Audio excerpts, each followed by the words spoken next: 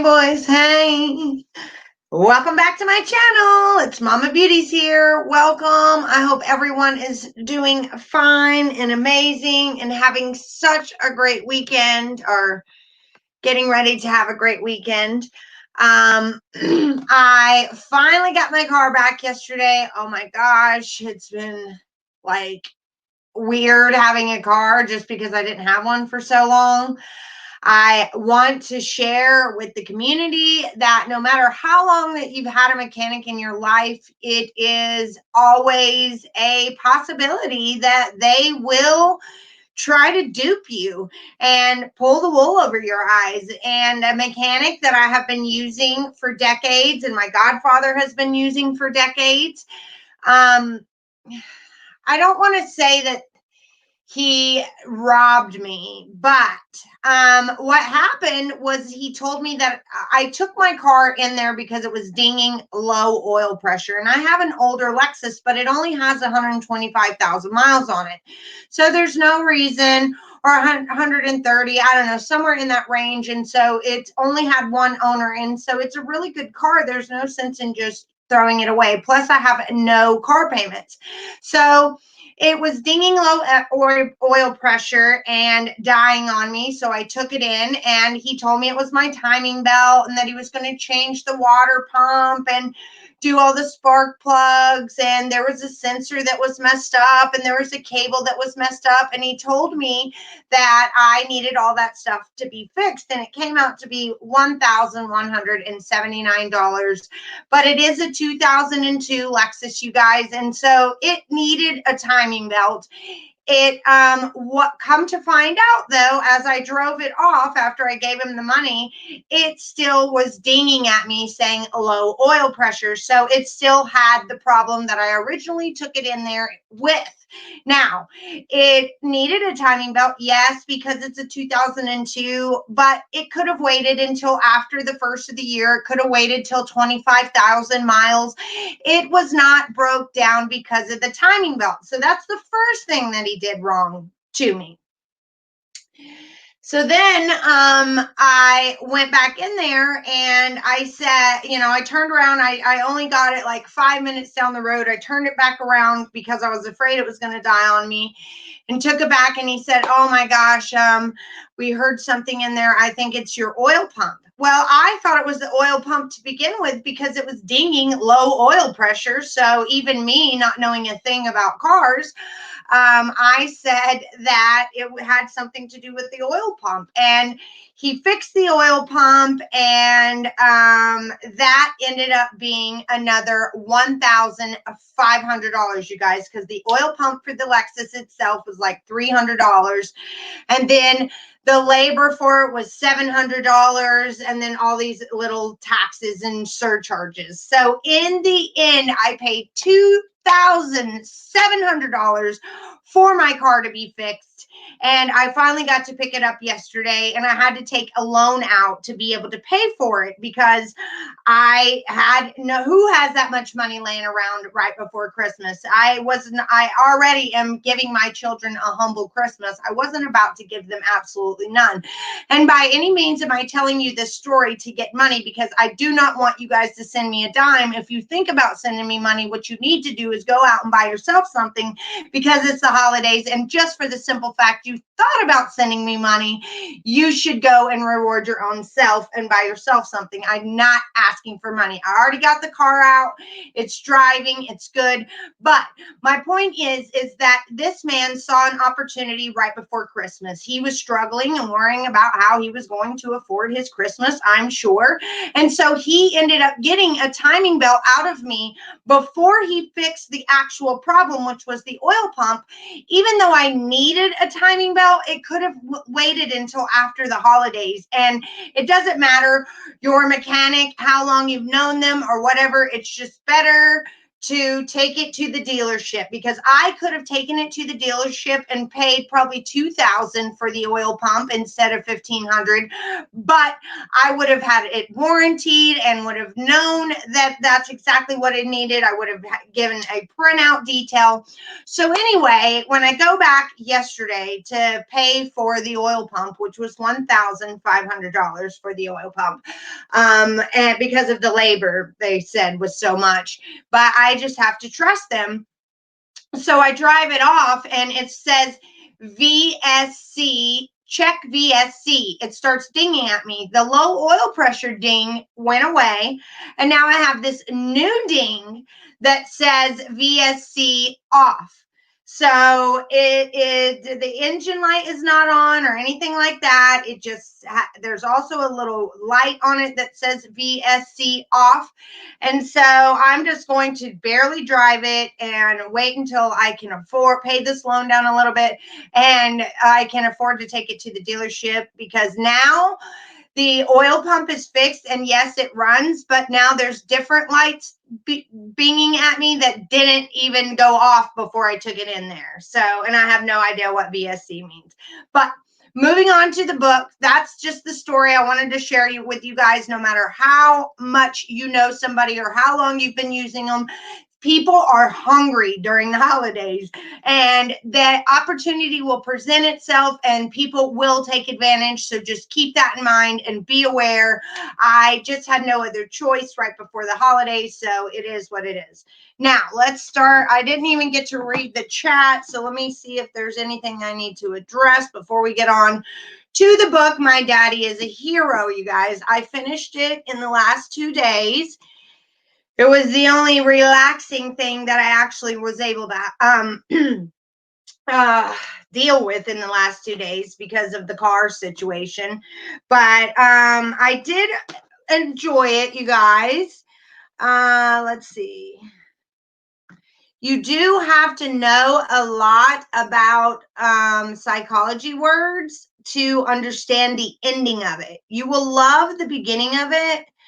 The middle of it, it puts the actual everything in order. You know how Cato's book jumps around? Well, her book does not. Her book goes in exact order, lets you know when NK is doing what she's doing while Shanann and Chris are doing what they're doing. And it just gives you a perfect like narrative of what went down instead of jumping around in the book. And yes, I hate mechanics too. Yes, I could have gotten a new car. Leanda, that's what I told my godfather. I said I could be getting a loan out right now to be buying a new car. I could have went out right now, especially before Christmas time. People are desperate and they are probably sell me a really good, like $4,000 car for $2,500 in cash, especially $2,700. So I would be driving a newer model even. I could have gotten a newer model, Honda or Toyota, than the 2002 Lexus that I have now. And when I run into more problems, it's going to be even more expensive.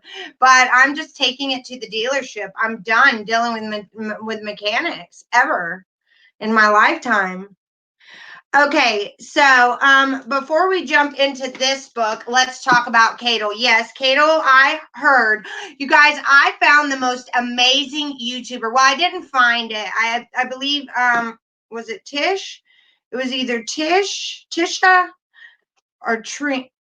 Anyway, my sweet dear subscriber sent me this link and she goes, I know you don't have time to be watching links, but I want you to check this out. And she actually took the time to tell me what the link was about. And she said that Cato had been allegedly caught plagiarizing, you guys, and that her disclaimer in her book is just like a disclaimer in another book called In the Garden Confessions of a Serial Killer, I believe is what it's called. And the author's name is, I wrote it down, but I don't want to leave y'all to get that information. So let me just see. It is Anne Howard is the author of the book, you guys. And it's called In the Garden, or The Garden Confessions of a Serial Killer. And evidently she even took the very first sentence of the book and she plagiarized a lot of things from this book, you guys. And this is a book that a lady took 3 years to write. And if you want to see where I got this information, there's a YouTuber out there that one of my subscribers sent me to, and I love her. I don't know if you guys have watched her or not, but Kimberly, Just type in Kimberly and you'll see stuff on the Watts case. Now, if you are more conservative and reserved and you don't really like strong language, so to speak, then I don't recommend you going to watch Kimberly. But if you are, somebody that just understands or appreciates a bad word here or there, you will really like Kimberly, you guys. And she is the one that busted this out. She is, I don't care who all wants to report on it later or say that they found it. She is the one. She said that she was looking up moral responsibility because that's the hogwash that Cato put in her book, Moral Responsibility. And so Kimberly was looking up what an author's moral responsibility actually is, and she stumbled upon that word in another book. And it ended up being In the Garden, Confessions of a Criminal from Anne Howard, I believe. And she saw that all the stuff that Cherlyn Cato had taken from this book, and it just floored me, you guys. So what do you guys think about that? Do any of you guys watch Kimberly?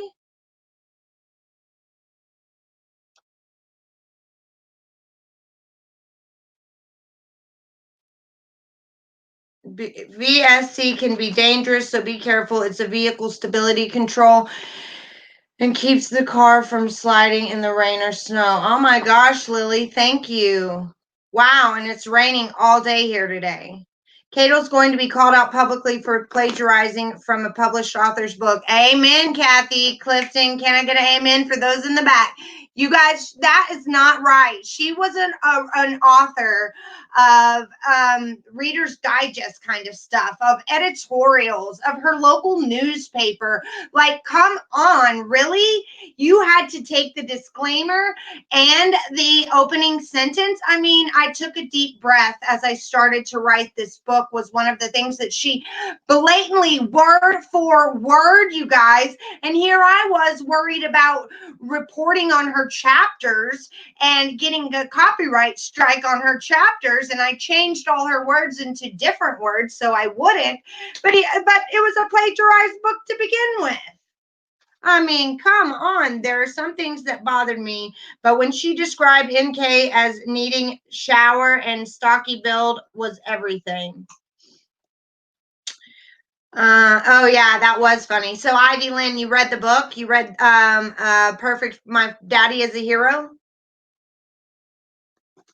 Some lines are word for word. Yes, Linda, that's right. You guys, it's crazy. I just went and started watching right before you came on. Plan to finish later. That is freaking crazy.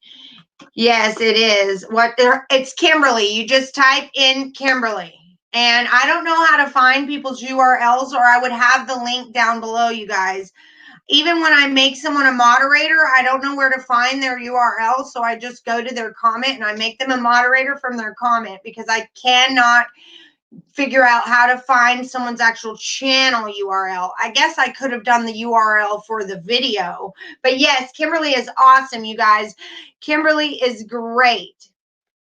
AD talked about it. See, people shouldn't be stealing her stuff without giving her her recognition for it, because she's the one that stumbled across that, you guys, looking for moral responsibility that Cato put in her book. I mean, people should not even mention this without giving him credit or giving her credit. Let's see. Yeah, I told you it was Kimberly. I said that in the beginning, you guys. Everyone keeps asking who it is. I said Kimberly before I even told what she stumbled upon. So anyway, yes, His Arden by Anne K. Howard. We went over that too, Doreen. All right, so let's move on, you guys. If you want to go check that out, Kimberly did put that out there, and she opened my mind up to even more. But you guys know I have never been a fan of Cherlyn Cato. I did not. You all saw when I read the final chapter of that book that I just threw it across the room because it was crap. And Ivy Lynn, you've read the best part. If you're only halfway through this book, the other half is nothing but psychobabble. Do you guys know what that means by me calling it psychobabble?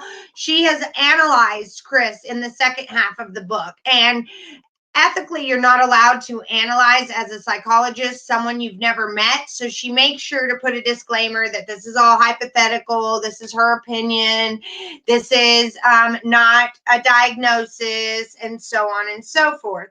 So she, in the second half of the book, if you do not have knowledge of psychology words, you're going to be lost and confused. I don't understand why she didn't break this down, all this psychology talk, into layman's terms. And I will do that for you guys when we go over the chapters. I just wanted to give you guys a quick review of the book and let you know that it is worth getting. I mean, I was like sucked into the book reading the narrative because I've never read the narrative of what went down with Shanann and Chris in the right order that it happened. Never, not in Discovery, not in the interviews, not in anything. And so luckily she got to write this book after all the information was put out there. And so she was able to constructively put everything in order. And so you understand what's going on in one place while something is going on in another place. And oh man, I found Kimberly, but it doesn't look like the channel. Do you guys know how to get the link for Scott Reich's channel? Interviewed her, love the author. I don't know how to tell you guys to find Kimberly, except that since I have the video in my library, I can go back and get the link for it. And after I end this live, you guys, I will put the link for Kimberly's video underneath here. Am I allowed to do that? I think I am. Okay, so I don't know. I don't think her book will get pulled for analyzing Chris like that, Paula, because she puts her disclaimer saying that it's only her opinion. And she also says that you're not allowed to analyze people like that. But what I had a psychologist reach out to me and say that their community is very upset with Lena Derhally because she brings the DSM into this book. And the DSM, which you guys know, I purchased because she called it the mental health diagnosis Bible. And I wanted to cross-reference some stuff that she had said about that in here. And she even mentions the DSM in this book. And so the psychologists are upset that she brought that into the community when a lot of people don't know how to interpret that book. It's very dry and very clinical and technical. And so guess what, you guys? I have the book. I ordered the DSM-5 when I got this book because she was saying that she used that to analyze Chris. But I left it at the mechanics. I was reading it yesterday, sitting on the couch, waiting on my car to be finished, and I left the darn book there. But she is saying that Chris is what you call or allegedly, she's saying that she can't diagnose him. And you guys, this is just a review of the book, but she is saying, yes, Linda Lane, the DSM-5 is what psychologists use to diagnose mental health disorders like Asperger's, narcissist, borderline personality, anxiety disorder, all of them, okay? So that's what the DSM is. And so with this book, this author tells a great story from beginning to about here, okay? And then right here, she gets into Chris's brain and how it operates. And she is very adamant in the book that Chris's parents is not the blame for his actions. She says in the book that Chris is the only one to blame. When people start coming in and blaming Shanann and saying that she was controlling, that they are taking the blame off Chris, and no one should do that. Chris should take full responsibility. Of course, all of us that believe there were other people that were catalysts into this and other people that affected it or were possibly involved, they need to take responsibility too. But she says in the book, she is adamant about saying Shanann had no clue that he was like this. She's adamant in saying that he is possibly a covert narcissist. And what covert narcissists are, you know how a regular narcissist, we all can see that we're rolling our eyes at them. We can tell it's the typical douche, that we all know, that's like, yeah, feel my abs, man, and just totally gaslighting people all the time and very grandiose about themselves. Well, a covert narcissist is the opposite, you guys. A covert narcissist will typically usually never complain. They are doing all these nice things and doing lots of charitable work and nice things and bending over backwards to help people because that makes them feel special. That feeds their narcissistic supply. Instead of compliments and all that stuff, they feed their narcissistic supply by being different than everyone else because they go above and beyond to help the community. They go above and beyond to help people.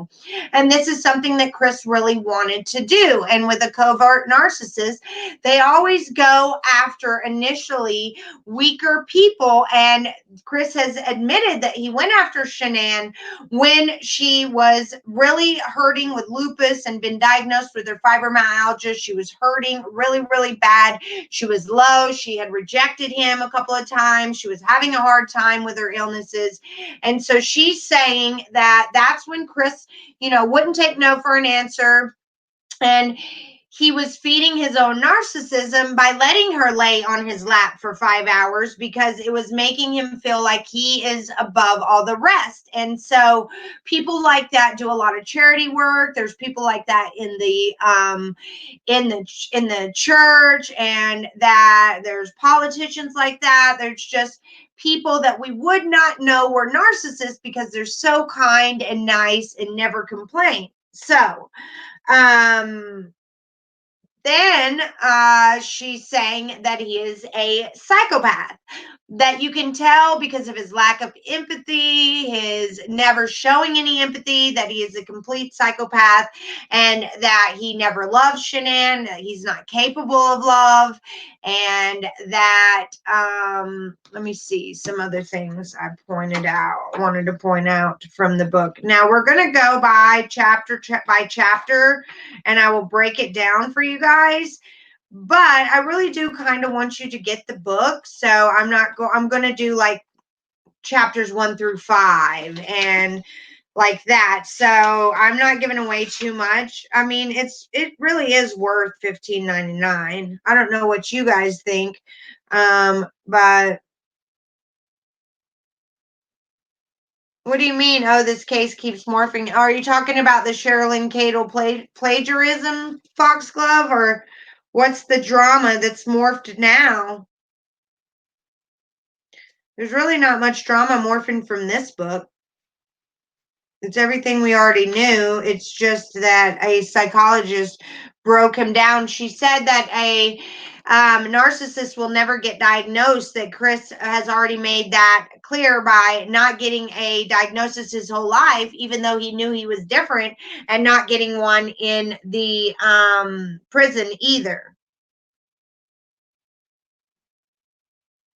Has she said if book is good so far? Yes, the book is good, but you have to really have like a mind for psychology words. I call it psychobabble, but I don't want to offend people. So you have to really know those kinds of words.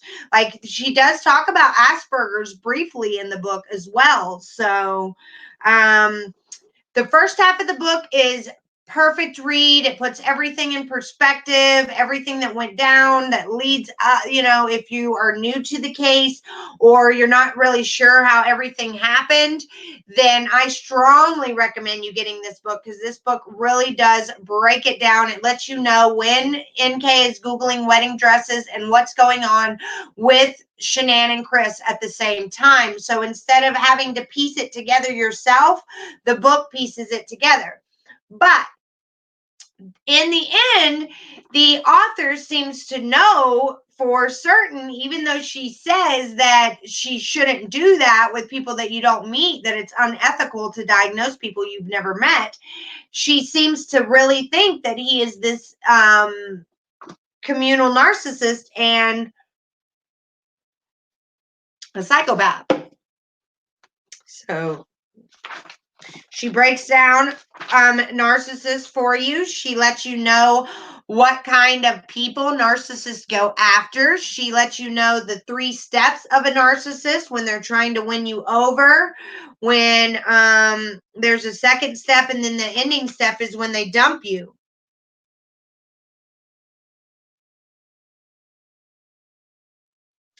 You can't use emojis.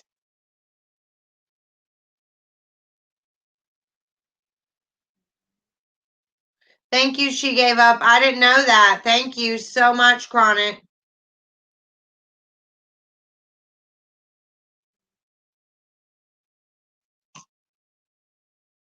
No, the reason why I didn't get diagnosed, Land Lane, is because a narcissist never thinks anything wrong with them. A narcissist thinks they're smarter than the psychologist diagnosing them. They would never let somebody look at them and tell them what's wrong with them. A narcissist believes that they know more what's wrong with them than they ever would, and wouldn't even give them the opportunity.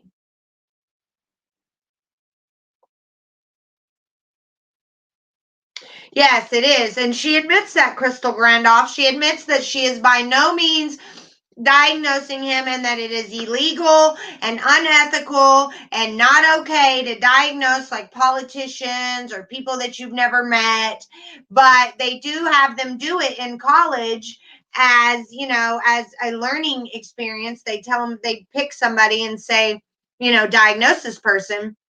So she's not technically doing it. She's just saying that she thinks, in her opinion, from what she's seen, that's what she thinks. Now, I do think that she herself has some narcissistic tendencies because of the way that she writes the book, but I think we all do. I think we all can be a little bit narcissist to a degree, but not to a point where we're going to murder our family or it's affecting our lives. You know what I mean? But by her thinking that she is the one out of all the people in the world that's got Chris figured out, that's a little narcissist, in my opinion. But just a small problem.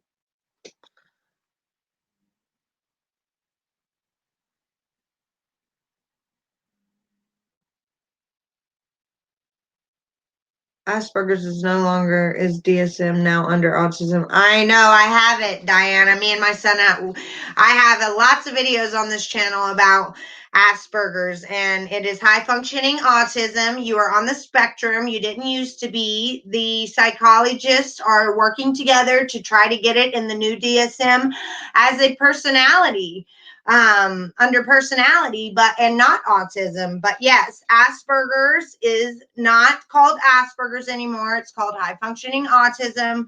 But if you want to research what exactly that, you know, me and my son have, and my daughter and my dad had it, then you will get more information on it by typing in Asperger's, because that's what it used to be called. So, and she called it Asperger's in her book as well. She did not call it high functioning autism. So I think either one works. I think everybody knows that that they are the same thing. Yes, he refused a psych eval. Okay, so what else did I want to show you guys? I highlighted just a couple of things as I was reading it. Oh, right here in the book, you guys, all of the people that are saying that the fitted sheet was not in the trash in the kitchen, and that Shanann was out in the field in the fitted sheet. That's not true. She was out in the field in the top sheet. The fitted sheet was found in the trash. You can read that in Discovery. She also puts it in her book as well on page 95. She says the drone had picked up an area where there appeared to be a white fabric. So the team went to go check it out, assuming it was related to the investigation. As they approached the large white piece of fabric, they could see it was from the bed sheet from the Watts home that matched the fitted sheet that they had found in the trash in the kitchen. So right here, where my finger is, hold on. Fitted sheet, you guys, that they found in the trash in the kitchen. So, anyways, moving on. Let's see. We all know CK is evil. She always has been. Oh, yeah. I know who you're talking about. She's a bully. That's for sure. All right. All right. She also put in the book, Lena Derhally.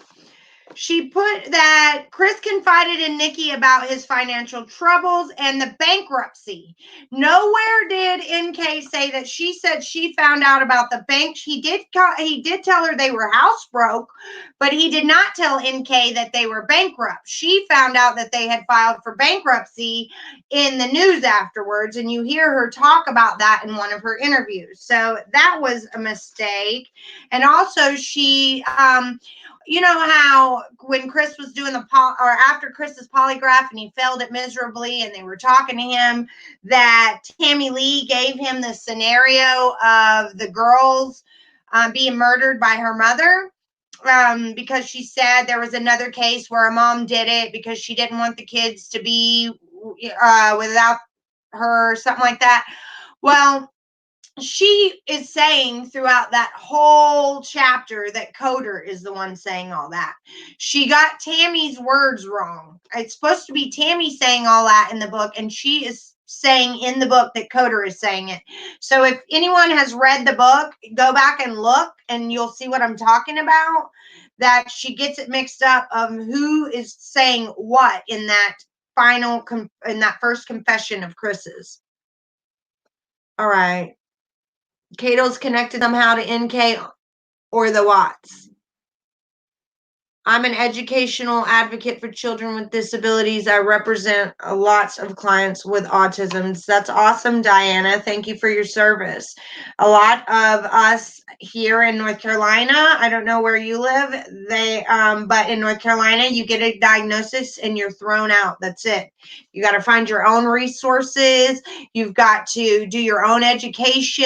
And so that's another reason why I got the DSM-5, is not only to cross-reference another author that I'm being forced to believe, but to check out what it says on Asperger's and adult attention deficit hyperactivity disorder. Yep, I agree, Lily Mel. I 1000% agree that she wasn't in the bed, or she would have been wrapped in that fitted sheet. Let's see.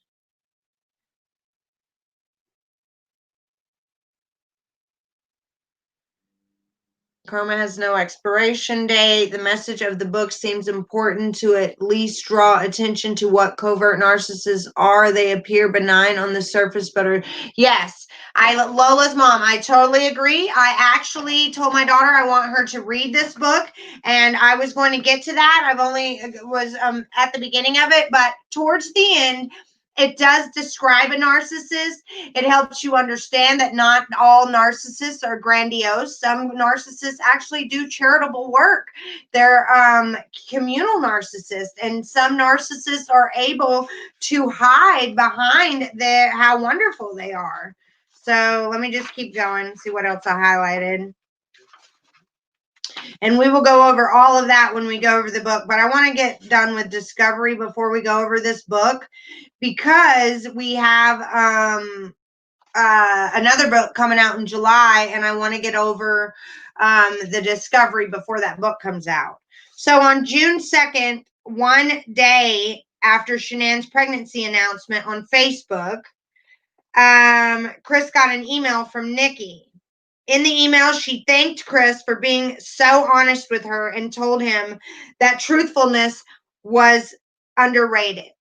Now, do you guys find this as a coincidence, or do you think that she was telling him that, trying to get him to tell her about the pregnancy? One day after she posted the pregnancy on Facebook, NK is emailing Chris, telling him that she loves that he's truthful and honest. I mean, I kind of think that was her way of baiting him to tell her the truth, giving him trying to make him feel guilty. But little did she know that he was a communal narcissist, and you cannot get empathy out of him.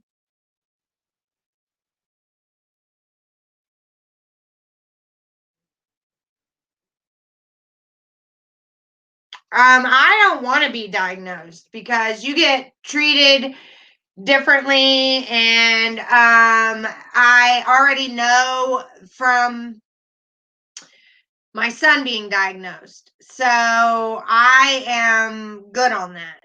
And you lose a lot of your privileges once you are diagnosed with anything. So I'm good. I'm not,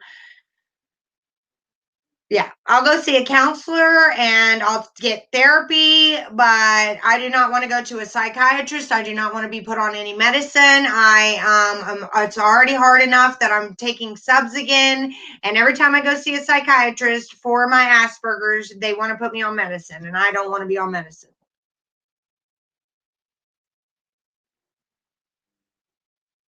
Yeah, she threw the bait out. That's what I'm thinking too.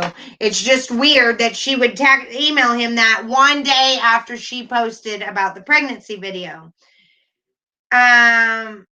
He told her that he was just straightforward guy who didn't like lying. Okay. And I didn't know that. She put that's in her book. So there are a lot of things that she helps pull together for you as far as order of operation. Okay, when Chris and the girls got back home that Friday, he went and gave a fire stick, you guys, to his buddy to see if he would liked it or whatever. And that's when his buddy saw the girls in the back seat, and that's when Cody called, and Chris overheard the conversation, so he knew that he could go out to the Survey on Monday by himself. Well, during that, when they got home, Ronnie asked Chris if he could FaceTime with the girls that Friday. Okay. Now, I didn't know that. And because we hadn't got to that part of discovery yet, but I found that out through the book, right? So Ronnie asked Chris that Friday night if he could FaceTime them. And Chris said no, that he was afraid that Bella would tell. But didn't we read that Shanann did not talk to the girls while she was away because they got so upset? So why would Chris, knowing that he had premeditated this murder, not let Ronnie see the girls one last time, even though he knew Shanann would never know about it, because he knew what he was going to do to Shanann and the girls? Why would he not give his dad that one last opportunity to FaceTime with the girls, knowing that he had not seen them in that amount of time? I mean, my heart does go out to the Watts, because they didn't really get to see the girls to say goodbye, did they? Shanann didn't let them go over there to say goodbye. So they did not see the girls since Nutgate. And then they passed or was murdered by this monster. So why? Help me understand, you guys. What is your input on why would Chris not let his dad see Bella and use the excuse that he didn't want Shanann to get upset when she wasn't even going to know? Why would he not let him see them, knowing what he was going to do to them?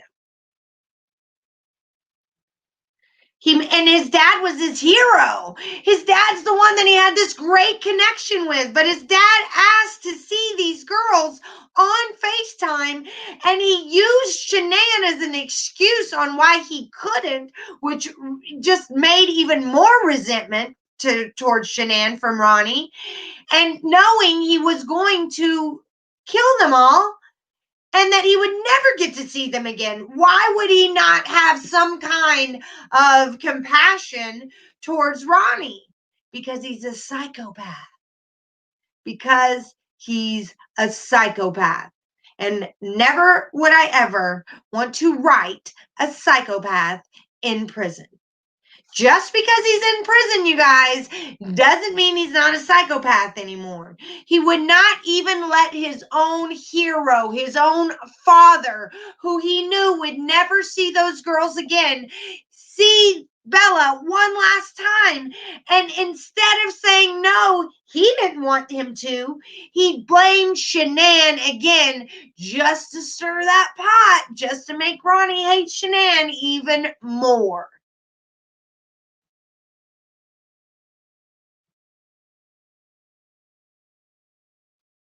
Yep, you're absolutely right, Julie Johnson. And while I have 78 of you here tonight at 8 p.m. sharp, we're doing my pop-up shop. I sell my nails here, you guys. These 100% real nail polish strips for $5. I am going to show you all of my inventory. I also have my nails, my handmade jewelry that I make. I sell all of that for $3. And I will be doing my pop-up shop tonight at 8 p.m. So you guys be here. The way that it works is I have numbers on all of the sets. I will call out a number. I'll show you the product. And then I'll say this is number 162. And you just have to type in the chat box the number which you want. You claim the number of the item that you want. Then at the end, you will email me and I will give you a total and you can PayPal me. That's why I have my PayPal down below. So you guys always know where to go during a pop-up shop. Shipping is only $3 no matter how many items you buy. And just remember that, you guys, 8 p.m. Mama Beauty's pop-up shop. All right. He was also trying to lay down the narrative that she killed the girls. Yeah, I think that's true too.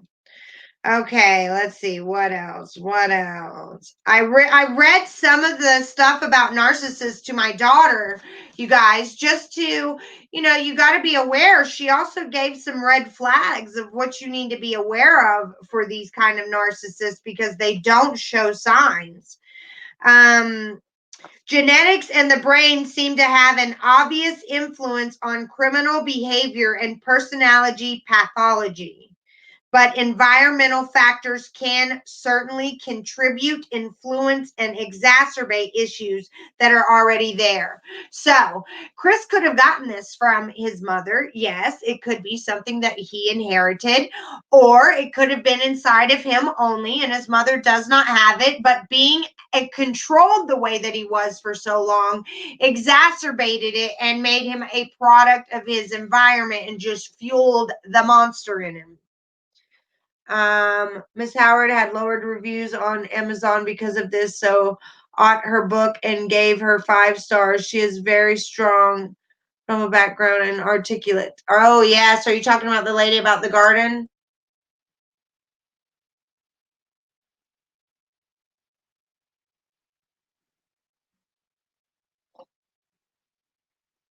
So you guys make sure that you're here at 8 p.m. for Mama Beauty's pop-up shop. These strips are $5. The earrings are $3 and shipping is $3. And I have so many subscribers in the chat box that can vouch for me that they receive everything on time in wonderful condition.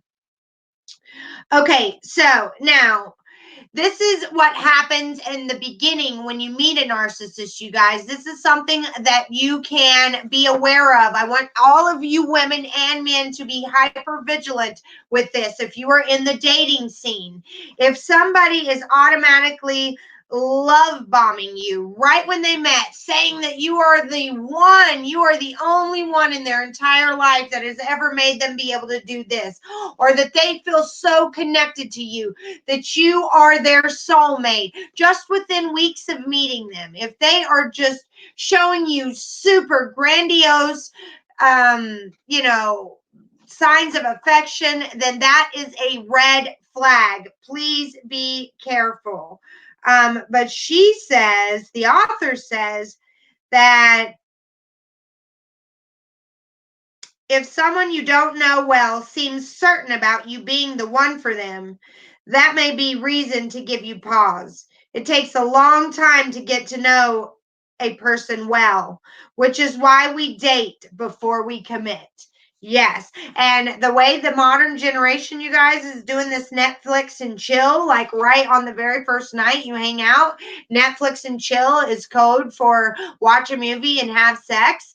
And they are building the foundation of all their relationships upon sex. Not all young people, but a lot of millennials do. And so they are desensitizing themselves to any kind of getting to know somebody. It's just sad. It makes me very sad that there's no courting period. There's no dating anymore. There's no getting to know each other. There's no, I don't kiss on the first date. Somehow that people are misconstrued that you have to have sex or they'll never call you again. No, ma'am.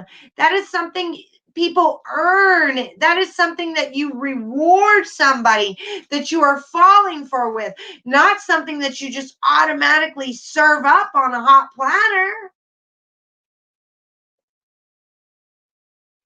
We can't use emojis. She gave up. New rules. In early childhood, for example, if there's high conflict household, a child may learn if they stay quiet and do as they're told, they can avoid at least some conflict or punishment. You guys, that statement right there, let me tell you, if this book didn't do anything for me, it opened up my eyes to what I did to my daughter. My daughter is 19 years old now, and she is a mother of a 1-year-old child. And she graduated from high school 6 months pregnant, and I am just proud of her, of who she became. Okay. But I am an outgoing person. I speak my mind. I try not to be confrontational, but I can't let things go. I have to talk them through. I'm a fixer. I'm constantly need things to be okay. And so that's who I am. But my daughter is so passive. My daughter will let people just mistreat her and not say a word and not speak up. And so when I read that statement, it let me know that the conflict that I raised her in was the reason why she sits back and she's quiet, is because she saw that growing up and she doesn't want that. She thinks that if she raises her voice or she expresses her opinion, that it's going to be chaos and mayhem like it was for her in her childhood growing up with me and my abuser. So I'm telling you guys, if your house is chaotic, either you be quiet and pick your battles or you get out. But your children do not deserve it, because I am living testament that they will be products of their environment. They are affected by it. It took her until she was 17 to pay for gas. It took her until she was almost 18 to go to the counter and tell them they messed up her cheeseburger.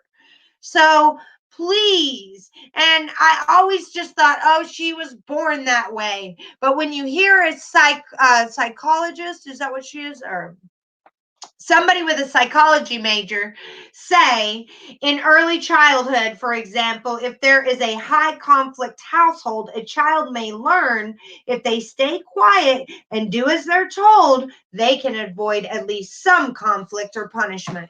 And so she was always so quiet and mild mannered. She was always so passive. And I've always told her she needed to find her voice, that she has a big Abshire voice in there somewhere and that she needs to get in touch with it. But never once did I own up to my responsibility of it. Never once did I own up that she was a product of what I raised her in. And I am very appreciative of this book for that right there, if not anything else. Yes, Anna, I agree exactly.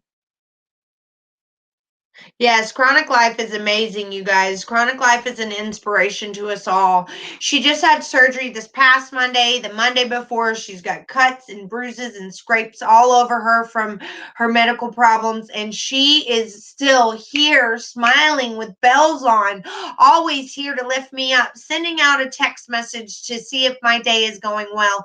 Chronic is a role model for us all. Sincerely, I'm not joking. Like, if you think your life sucks and that you have no reason to be happy, then you need to take a look at Chronic and talk to Chronic, because she is happy no matter what she's going through. And she's got it tough, you guys. And I heard something the other day on the radio, and it says that a lot of people get really depressed during the holidays, and that suicide rate goes up really, really high during the holidays, you guys. And so that's why I'm opening up my channel, and I'm going to be here all day on Christmas. So if you need a place to come to, if you're getting lonely, we're here. But I lost my train of thought. Oh, what was I going to say? I went too deep. Um, so basically, I just want you guys to know that we don't have it as bad as we think we do, that we could look at people like Chronic Life and realize that if they can still find joy no matter what is going on around them, that we can too. And the way to not have your joy stolen is to get, number one thing during the season. People are like, well, I'm just not a joyful person. I don't know how to have joy during the holidays. Well, why don't you start off by eliminating the people that are stealing your joy from you? If you're not a joyful person, there are people or things in your life that are stealing your joy. And you need to get rid of those people so you can experience joy. You need to get rid of those things out of your life, and that's just cut them off. You know, you can love people from a distance, as what I learned in therapy one time, is that you don't have to not love someone just because you don't hang out with them. You can still love them, but they don't need to be in your environment because they make your environment toxic. So if you are finding that you're just not a joyful person, it's because you've got some things in your life that are stealing your joy. You have some people in your life that are stealing your joy, and that you need to cut them off before you can even find your own joy, because you have these little joy stillers that are just right there all the time. Anytime you're about to experience joy, it's stolen from you. So that is the number one thing to do this season, is just to make sure that you keep your circle tight and that you are surrounded by supportive, uplifting people. And if people aren't like that, misery loves company. Don't be a part of it. And just know that I will be here for each and every one of you starting at 1 p.m. on Christmas Day. And I'll go live from like 1 to 3. And then I'll take 2 hours off. And then I'll come back from 5 to 7. And then I'll take 2 hours off. But I will be here for you guys on Christmas, just like I promised.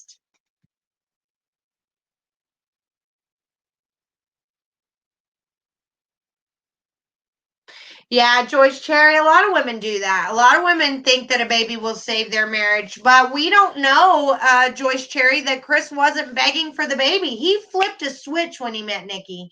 So he could have been begging Shanann for a boy, for all we know, before him and her got hot and heavy. He just didn't want the baby after they got hot and heavy. He could have wanted the baby before. I mean, Shanann did say that he couldn't keep her hands off of her before she left for North Carolina. And we all know that he was still talking to Nikki before she left for North Carolina.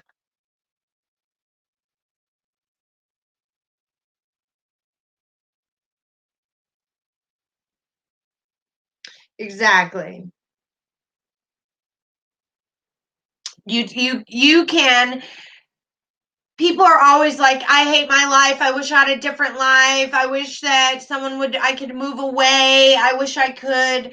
I didn't live here. I wish I wasn't living at home. The best way to make your life that you have now better is to start finding things in your environment already to make you happy. Okay, instead of trying to wish you were somewhere else, you need to look around and find things that are already in your environment that can make you happy. And sometimes that's hard, but I guarantee you, you could pick up a pencil and paper and find out that writing makes you happy. I guarantee you, you could start drawing in a coloring book and find out that coloring makes you happy. I guarantee you, you could pick up a remote and put on some kind of weird Wi-Fi thing and realize that that's what makes you happy, is learning about things that are just out of this world. Or you could, there's endless possibilities. So we have to find things in our own environment to make us happy instead of trying to get out of the environment that we're in so hard. Yes, I totally agree. Okay, if the family dynamic is to constantly brush problems under the rug and not address them, then the child learns that problems should never be discussed, and they do not learn how to deal with issues in productive ways. So, maybe this happened in Chris's life, and this is the reason why he never told Shanann that he wanted a divorce. This is the thing. Shanann was in the dark. There was no red flags for her. He even made her feel before she went to Arizona that things were okay. She had texted her friends and said Chris was being a little bit of himself last night. And that was because he knew he was going to kill her.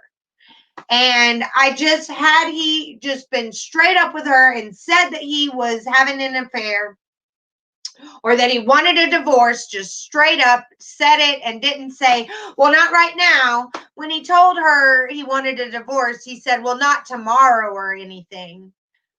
And if he would have been, she would have lost it, got mad, and wanted to show him that she didn't need him. And she would have went to North Carolina. He could have lived happily ever after with Nikki, and Shanann would be alive with his precious children.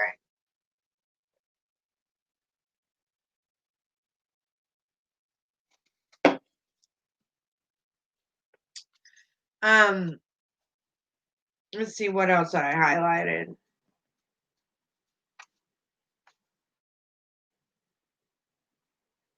Oh, I love that she put this in the book, you guys. I loved this. And this is for CK mainly. And you got some of you know which creator I'm talking about when I say CK. This one's for you, sister. Some insinuated that Shanann drove Chris to this by being controlling, but that takes all the accountability off Chris. How does it make sense to excuse a man for killing his family because his wife was dominant? And I said that loud for you people that think I'm too loud. I'm passionate about that statement. Just because she was dominant and controlling does not mean that any of the blame should be put on her. None whatsoever. He had the right to tell her, I don't like the way you're being controlling. He never did, you guys. He never did. He was a grown man. He had big boy pants on, and he could have said, I don't like the way you're being dominant. But he never did. So for all she knew, he liked a woman like that. And if she wasn't like that, he might not like her anymore. I mean, they say men pick their mothers. So she could see that she had a lot, that she was dominant like Cindy. And how do we know that he didn't tell her in the beginning he loved that about her? Mm-hmm. Hey, Mama Beauty. Yeah, victim blaming is horrible and unethical. And the only time it is okay is when you're trying to get a confession out of someone. And that's just reverse psychology, trying to make them feel like they're not as bad as they are for what they did. And Tammy Lee explained that in the Oxygen special. So this you guys was eye-opening. This statistic that she put in her book was very eye-opening. According to Jezebel, A 2017 study conducted by the Center for Disease Control showed that out of 100,000 women killed in the United States, over half were killed by an intimate partner, usually current or former husbands and boyfriends. 15% of them were pregnant. So 50,000 out of the 100,000 women killed were killed by their partners. That you guys, we need to make people aware of these. They need to do studies of all the men that have killed their partners. What do they have in common? Somebody needs to put that book out there. If you want to help us, put that book out there. And then people wonder why I won't go out on a date. I haven't dated in 4 years. I've been celibate for 4 years. And I am the happiest I've ever been in my entire life. Because I could be with someone for 8 years and have no idea, and then them just take me out with our children. She had no idea, you guys. No idea. And she also points out in this book that Chris makes excuses that he's a psychopath because he's not remorseful. He makes excuses and he has blamed demon possession. She points out that he has blamed the fact that if he had never met Nikki, he wouldn't have done it. She points out that he says that if he had gone to the Broncos game, he wouldn't have done it. And she also says that if the family hadn't have gone to North Carolina, he wouldn't have done it. Horse crap. No way. That is just him justifying his actions. And I think that's all I highlighted. Nope, there's something. Narcissists and psychopathic types prey on weaker people because they need to feel a sense of control and power. And so when Shanann was laying on his lap and he had to pee on the way back from Myrtle Beach that time, and he let her lay on his lap for 4 hours, even though he had to pee, it gave him a sense of control and power, that she was so weak that she couldn't even hold her head up, but he was able to drive home while she was laying in his lap. It fed his narcissistic supply, you guys. And he made himself valuable by helping her. That's how he fed his supply. It made him feel special. And when he even, he went to her colonoscopy when they'd only been together for 2 months, because it made him stand out above all the other stereotypical men. It fed his narcissistic supply because he was like held above the rest. He's nothing like all the guys that Shanann dated. He's better. And even his dad fed that Shanann's dad fed that narcissistic supply by saying that he changed a tire for her at the dealership when any of the other dudes that she dated would have made him do it. And so he made Chris feel special. And she points out that it was impossible to predict that Chris would turn out to be a murderer.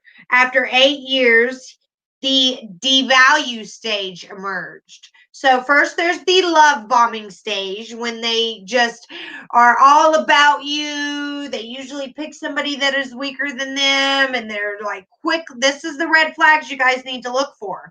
If they're telling you you're the one way too soon, then that is the love bombing stage of a narcissist. And then after 8 years have passed, or many years have passed, and you both know that you're together and that you're committed, that is when the devalue phase came in. And that's what we all saw in those text messages, where he wasn't responding to her. He wasn't answering her calls. He was talking to their friends about how she wouldn't let him have any fun, that he always had to answer his phone, and couldn't show her the fireworks because he wasn't allowed to have fun when she wasn't around, and he was devaluing her. This was his devalue stage, and that is when a narcissist becomes cruel and mentally and emotionally abusive, you guys. And you could see that with him. It was push and pull. It was I don't want to be with you anymore, we're not compatible, maybe we can go to couples counseling. He kissed her on the way back. He got in the bed with her that morning, even though he had slept in the basement. We saw the text message in Discovery where she said, "Thanks for laying with me for this morning." This is, again, why understanding a profile of someone like Chris is important. He is the most dangerous kind of person because he came across to everyone as one of the least threatening people when he was the opposite, you guys.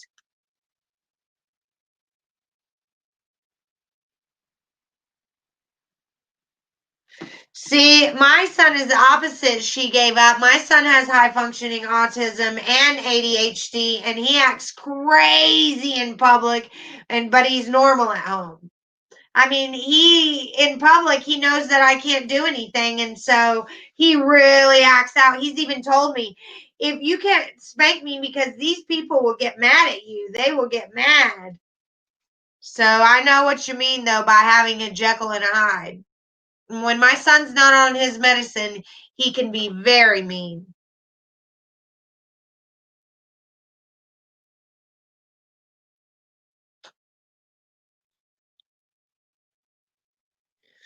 Yes, her old house was beautiful.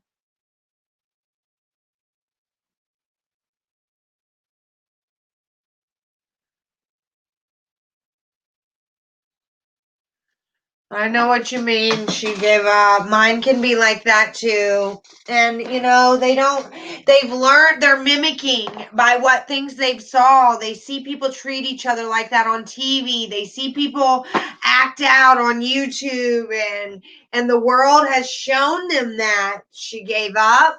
The world has shown your 25-year-old son that this is acceptable and this is okay. And it's really bad for kids that are on the spectrum because they mimic and they learn by watching other people. And as soon as that violence is in there, it's hard to get them to stop being like that.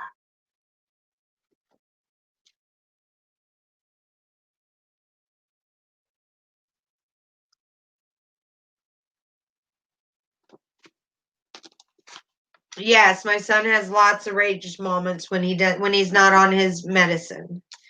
And he takes 15 milligrams of Focalin every day. So if anybody, is ever, the only reason why I tell you guys that's my own personal business, but it has worked very well for him. And so if anybody wants to email me and reach out to me about that medicine, I would recommend it to other people.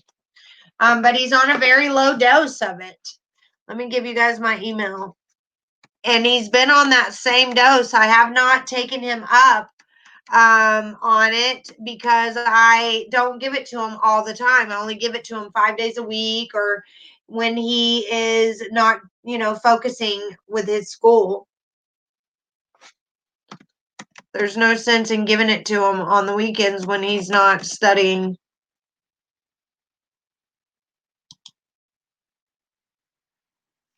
Yes, the diet has a lot to do with it too. Luckily, my son, he has this, I forget what it's called, but he only eats white foods. A lot of high functioning autism children have this, and they will only eat foods that are white. And that's how my son is.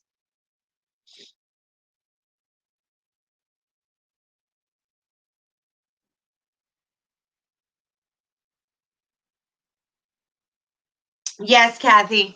That is why he never gets in trouble for it. Because what Kathy is saying, they get overstimulated, kids with ADHD and autism, is because when we go to Walmart, my son hears the shuffles of people's feet. He hears the dings and the buttons of the cash register. His hearing is heightened. And then the bright fluorescent bulbs, they bother him. And so that's why he acts up at the store. But you've got all kinds of people looking at you like, you need to bust his butt. You need to do this. You need to do that. But I know that it's his sensories going off and they have no idea what he's going through. And so I let him, if we turn down an aisle and there's nobody on that aisle, I will let him run down that aisle and run back. And they look at me like I'm a nut job, but this is just something that people will not understand because we are not educated on these things. When people are diagnosed, they are thrown out and they're like, have a nice day, take the medicine, and that's it. Nobody really digs into the diagnosis. And so I just want to share that with people. Whenever you get a diagnosis, go home, research it. When your kid gets a diagnosis, research the medicine, find out the side effects, find out, the symptoms of the diagnosis of what they, and see if it sounds like your child. Because the best thing of a diagnosis is when you get that aha moment and you're like, oh my God, this sounds exactly like me. And it will be reassuring, not, I'm not sure if this is me or not. Kind of sounds like me, but I'm not sure. No, you will know.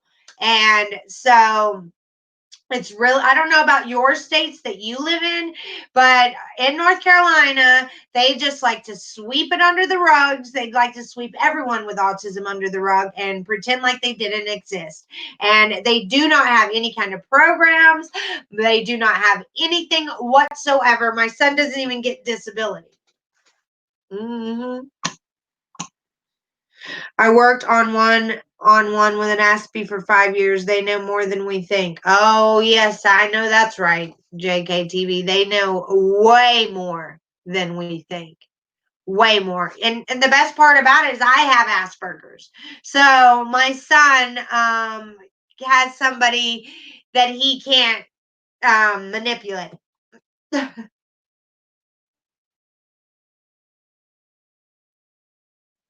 Exactly. But they're so quick. Ronnie's so quick to run around saying everybody else is bipolar.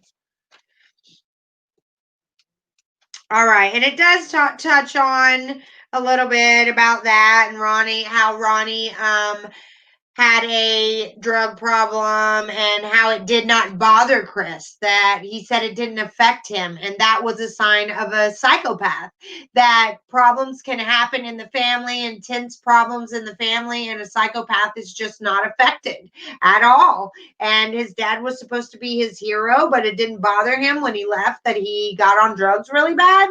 That's odd. And then I think this is the last thing I highlighted. The minute anyone is going on the offense and attacking you and accusing you, they're guilty. Making you think you're the one with the problem, something is wrong. If you're in a relationship and you start to feel crazy and you are questioning everything, those are signs that someone is emotionally manipulating you. All right. And if your gut tells you, then you need to listen to your gut, because Shanann's gut was telling her that he was cheating on her. And had she listened to her gut, then she, of course, she had no idea that her gut was right. So there's really, I don't really agree with that. She says that your gut told Shanann, but I don't think that her gut was telling her anything. Her gut actually told her that he didn't have any game and that he wasn't capable of it. So I disagree. Her gut was telling her that he wasn't capable of doing that to him. Her.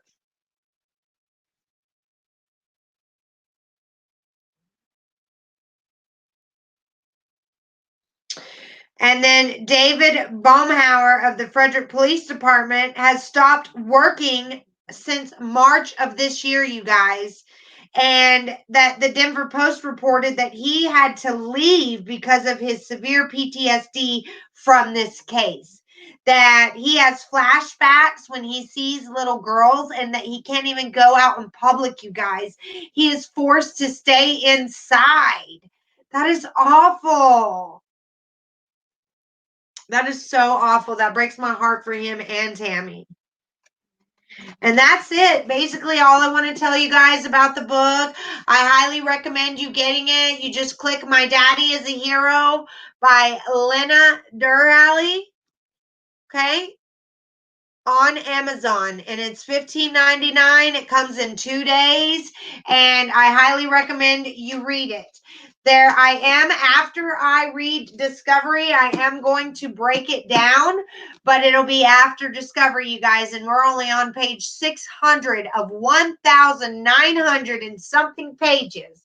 So I recommend you get the book, and then when we go over it, we all can talk about it together, okay? And if this is a case that you don't know much about, this is a great book to catch you up on everything that's going on. And it does not side with Chris like the Cherlyn Cadle's book, and it does not jump around, and it is a very, very good read, you guys. I highly recommend that you get this book, and then come a month or so, I will be covering it. And there's 21 chapters in there, you guys. So I'll probably do 5, 5, 5, 5, or 5, 5, 5, and 6 just to get it all done. So there'll only be 4 videos on it. I do not want to spoil the book. I want you guys to actually get it and read it. But there are some things I want to pick apart in the book as well, so that we can go over kind of like a book club, I guess. But I am coming back, you guys, at 8 p.m. So that is in 1 hour and 15 minutes, my time. And I will be showing you all my inventory of my nails. So I've got some more Christmas nails in stock. I'll be showing you, each of these are $5 a pack. There's 18 double-ended strips in here. You can do, I have them on my nails right now, different style. You can do 2 manicures out of them and a pedicure. 1 pack will do more than 1 set of nails because you can use each end of each strip. So I've got some very cute Christmas nails that came in, you guys, and I will be showing you those. I will get everything out in the mail tomorrow. And so you can expect everything by Wednesday or Friday at the latest. Normally it only takes 2 days for first class mail, but here lately it's been taking 3 to 5. But you do get a tracking number tomorrow. So whatever you buy tonight, as soon as I take it to the post office, you will have to PayPal me tonight. So everything's paid so I can get it to the post office. If for some reason we can't get your payment through tonight, I just won't mail it tomorrow. Our post office is closed on Sunday, so yours won't go out till Monday. But anyone that pays tonight, then you will get a tracking number tomorrow, and you can track that bad boy and see exactly where it's at. There are lots of women that have already purchased from me, and so that I have plenty of references that have already bought these products from me that love them. If you want to order directly from the website, there are more than 200 sets to choose from. The link on down below says Rarity Nail Strips. The link below that is the one for my website. You can get it mailed directly to you from the website if you don't want to buy from the pop-up shop. Also, my skin, my makeup, every single product I use on my face is Mary Kay. That website link is down below as well. If you want to browse our over 350 different products that we have, it's not your granny's makeup. Trust me, it's trending. It's on point. They have the money to rigorously test their products. And so you'd be surprised. Just give it a try. Also, my PayPal is down below. Just putting that out there for those of you that buy from the pop-up shop. All right. Thank you guys so much. I did at least get my car. So what if I had to get a loan? I at least am back on the road, you guys. So I am grateful for that. And I learned a very valuable lesson about people. So everyone have a wonderful night, and I'll see you in about an hour right here for my pop-up shop. Yes, I always pay more for postage than what I charge you guys. That's just who I am. I just can't see charging you $3 for earrings and then charging you $5 for shipping. You know, I don't want to charge you more for shipping than I do the earrings. So I decided to just keep it at $3 and eat the loss. So that's just me. You guys will realize that it's not about the money. And I love each and every one of you. You all mean so much to me. Patty Allen today had me in tears when I went to the post office, tears of joy, and my son too. She just was awesome. Miss T has been amazing. Chronic Life is inspiring. And I just pray that when I am in that position that I can be just as inspiring as she is, because she gives me just this amazing positive vibe, and I'm just so lucky to have her as one of my humble beauties, as well as each and every one of you. You're all my humble beauties. You all mean so much to me. Here is my email if you want to chat. But I probably won't be able to check it until after the pop-up shop and I get everybody's payments down and all of that. But if you want to know how the pop-up shop works, I'll tell you at the beginning of it at 8 p.m. Bye, guys. Much love and big hugs. I'm also working on the Hey Girl Hey shirts and the Hey Boy Hey shirts and sweatshirts for both boys and girls. We're just going to have black and white t-shirts that say Hey Girl Hey or Hey Boy Hey, or black and white sweatshirts that say the same until summer, and then we'll boot the sweatshirts. But until you have 10,000 subscribers, you cannot have a merch store like everyone else does. So I'm going to have to do it myself independently, but that's okay because I feel like the prices will be better. So bye, guys. Bye, humble beauties. See you in a little bit. Also, do not come to the pop-up shop if you are not interested. We are just going to be saying numbers and showing products. I don't want it to last forever. I want to hurry up and get through there. So I don't want the chat and the pop-up shop clouded with Watts stuff. So talk to y'all later. Bye. There's my email. I got to go label some nails before the pop-up shop. So bye, guys. Much love and big hugs. These have been on for 10 days, too, just to let you know. 10 days, and they still look great. They are 100% real nail polish. They stick to real nails, fake nails, gel nails, Lee press-ons, toenails, you name it. Bye.